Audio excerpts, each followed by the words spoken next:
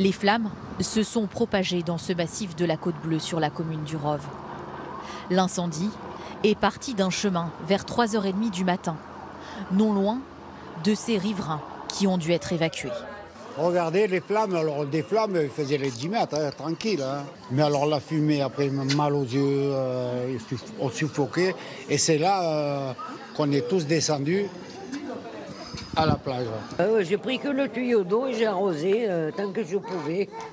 Arroser la maison, arroser partout. Et après, je suis vite partie parce que j'avais très peur. Au moment où on est sorti, on aurait cru que c'était un apocalypse. Les habitants ont été accueillis dans cette salle municipale pour être mis à l'abri. Pour l'instant, l'accès est barré, quoi. Bon, déjà, la maison n'est pas brûlée, c'est déjà très très bien. Ils ne savent pas encore quand ils pourront rentrer chez eux.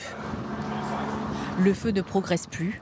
Avec l'aide des moyens aériens, 2 Canadair et 2 hélicoptères bombardiers d'eau, les 350 pompiers ont réussi à maîtriser l'incendie. Sur ce terrain difficile.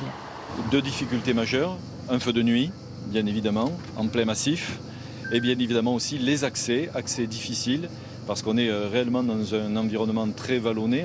Les calanques portent bien leur nom. On a des vallons et des pentes assez abruptes et des difficultés pour pouvoir accéder aux lisières.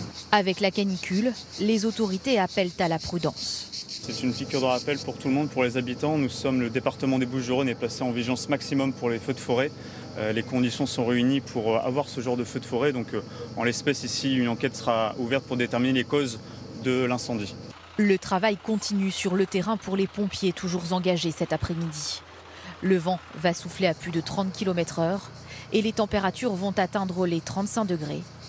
Avec une végétation très sèche, il faut éviter que le feu reprenne.